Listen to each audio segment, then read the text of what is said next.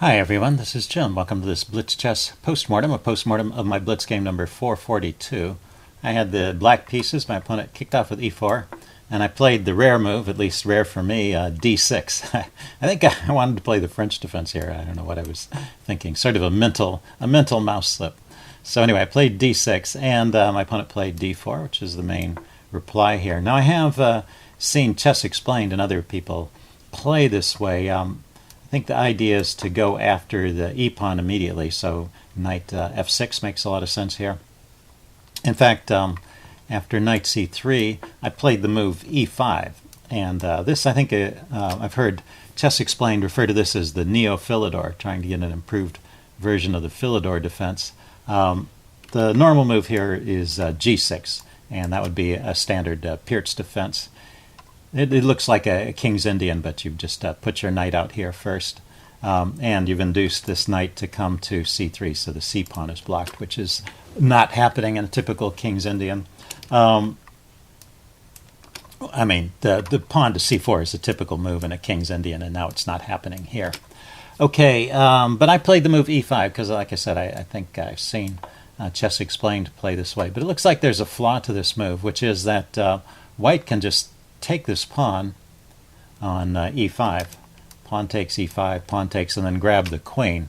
And let's see, if you look at the opening book, that's the second choice here. But if you look at the engine evaluation, the point of taking the queen off is that I have to take back with the king and I lose my castling privileges. So looks like this gives some edge to white. Now the most common move here is knight f3, and then we'd transpose, like I said, into a line of the Philidor defense. But my opponent played bishop to g5. And so now we're just out of the opening book.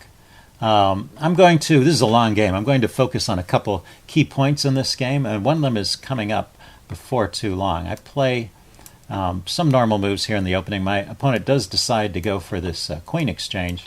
It's not quite as good in this circumstance because I can take back with the bishop, and so I still am able to castle.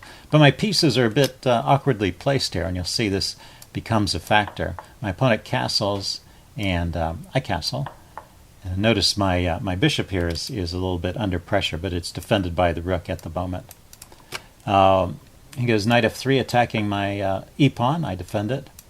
And now he plays bishop b5, attacking the piece that's defending the pawn. So just with the simple threat of taking the knight and grabbing the e-pawn. And so here's one of those critical moments in the game. I defend with rook to e8. And this is a move that actually does not defend the pawn at all. So if you want to pause the video here, see if you can figure out why rook e8 is a bad move and what white should play after I play rook e8.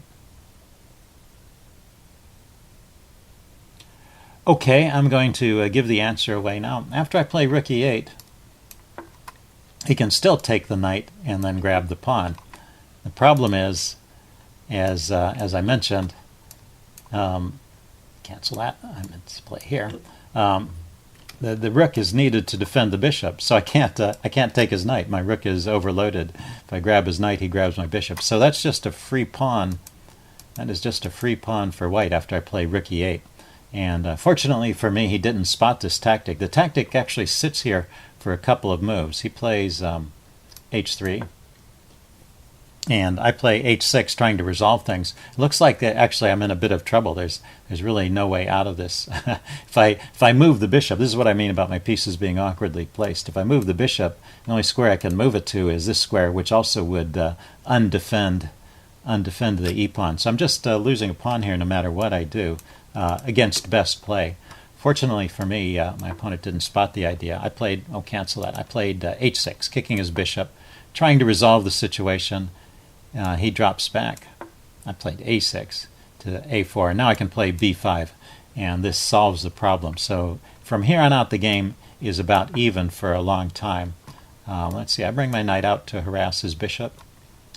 He brings his rook up. Yeah, I think I'm just going to go forward through the moves here. I'm targeting his e-pawn now with my pieces, and he's defending. And then I start pushing these pawns forward. I was trying to trap his bishop there. But that led to a bunch of exchanges, and we get a position that's about even. Now we're almost in the endgame. but there's still a pair of rooks. I wanted to go forward to the place where one more pair of rooks gets traded. So here we just a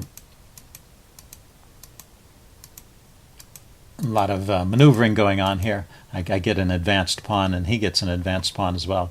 This pawn looks a bit dangerous, but I can round it up. So eventually I grab the pawn, he takes it off, and then he grabs the pawn on c3. So we're all even now, right? 5 pawns to 5 pawns. My only slight hope of an advantage is that he's got 2 isolated pawns and I only have 1. So that's a potential weakness, but it's also a potential strength in that isolated pawn is a passed pawn. If he could reorganize his forces here and get that pawn rolling, that provides him with some significant counterplay. So this is where the endgame starts. And the thing to keep in mind is that it's a really tricky endgame whenever there's knights on the board. The knight has a lot of power in a localized area, and you always have to be watching out for forks and other tricks like that with the knight. But the knight has the problem that it can only work in a localized area, and you have to choose which side of the board to work on at some point. And eventually I hit on the idea of using my knight to go after these pawns on the king side while his pieces are over here on the other side of the board. And I managed to make this work. But, well, it's not easy. First of all, you have to activate your kings in the endgame. So I play king f7. He throws in this check. But I had figured that I could come to g6. But that's what I mean about these knights. You always have to, every move you make, you always have to look for those knight checks and forks. Can be really difficult to play, particularly in time pressure. But I had time to think about these moves. We got to the endgame relatively quickly. Okay, he tries to activate his king. Good move. And knight to b5. I'm trying to get my knight to a better post. I'm attacking his knight, his rook. He brings his rook into c6. And I play my knight to d4. So this is a nice centralized post, and I'm looking at both sides of the board. And I'm hoping to get some pressure on this pawn. And it's interesting. He plays the move rook b6 here, which is also the top engine choice. Oh, I know. Rook b6 opens up the square c6 for his knight. So it's actually quite an interesting move. Also, yeah, okay, knight d4 attacked his rook, so he had to move it somewhere. So he stays on the 6th rank and goes to b6. I played rook c7, targeting the c-pawn here. He just pushes it forward and kicks my knight away. I go knight to e2. Now I'm getting ready here to threaten knight to f4 and go after his pawns. So the chess engine is recommending the move knight to c6. You might want to, for white, you might want to wonder why knight c6 is the good move. And in fact, after thinking about it for a while, the chess engine realizes that knight c6 is the only way for white to stay in the game. So I'm about to get a winning advantage here if white doesn't play accurately. And the only move to win here is knight c6. So you might want to pause the video here and think about why knight c6 is such a good move.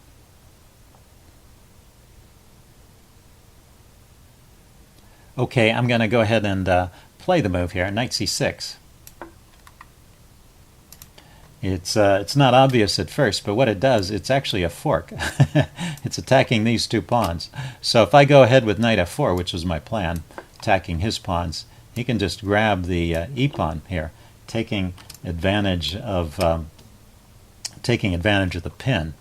So if I delay for a moment, if I defend the e-pawn, then he can grab the a-pawn. And now I can play knight f4 and get a pawn back, and the game stays in the range of even. And so that's a good example of how you need to play these openings. You have to be aware of the tactics, and you have to be using your pieces aggressively to go after the pawns. There is no way, actually, white's pieces are too far away from the king side here, so there's no way for him to defend these pawns. So really the counterattack is his only hope in this position. Okay, he played the move rook to b3. Maybe eventually with the idea of pushing this pawn forward and defending laterally, but it's too slow. Knight f4, and now I'm rounding up a pawn. He kicks the knight, but I get one of those pawns or another. And now he goes knight at e6, kicking my rook. Rook e7. So actually this was another, cancel that. This was another small mistake. We back up. rook to b7 was a better move here. This is an interesting idea. Maybe getting some pressure on this pawn. After rook b7, if I move my rook away, maybe he can play knight to... well, let's follow this line. Rook b7, and I drop my rook down to c8. He can play knight e6. Yeah, he can target this pawn here, and how do I defend it? Knight to g1. Okay, I continue to attack his pawn, so he gets a pawn and I get a pawn. Interesting. So that's still the best way to play. Also with the same kind of idea. Look for those attacking ideas in the endgame. Okay, he played knight e6 immediately, kicking my rook. I go rook to e7, kicking his knight. I didn't want the knight there, continuing to give pressure on the g-pawn. So the knight goes to c5. Maybe he can round up one of my lagging pawns over here and get a passed pawn for himself. But now it looks like my advantage is getting pretty large here. I think let's just go forward. He pushes and is maybe not the best play, but he does get, he rounds up my pawn, I round up his pawn, so I'm still just one pawn up. But my advantage is that this pawn has pretty much a straight shot at the queening, whereas his pieces are over on the other side of the board, so he can't really easily slow it down. Whereas at the moment, his pawns are blocked by his own pieces, so it's going to take him a while to unravel. And I already have my rook set up here to help defend against these pawns queening. So the result of that is actually I have quite a winning advantage, even though it's just one pawn. If you look at the chess engine evaluation, it already sees that I've got a winning edge here with a score of -4, -5 almost. Okay, so anyway, he kicks my knight around a little bit, and I maneuver my king in position. I'm not playing, as you see, the most accurate moves, but this is still winning. I gradually managed to bring the pawn forward. Oh, actually, because he played his knight in the corner, I saw an opportunity to gain another tempo and attack the knight. If he moves his knight away, then I can advance the pawn and it's coming through. But instead he went after the pawn and gave up the knight. But now I'm a piece up, so this is not too hard to win.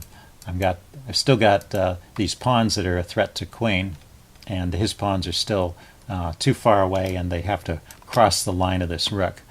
So I'm still in good shape here. And the game just goes forward. He eventually allows me to queen, and after a few checks, then he resigns here. So pretty interesting game, I thought. A couple of key moments in it. Hope you guys enjoyed this video. Leave any comments you have in the section below, and I will see you again soon. Bye.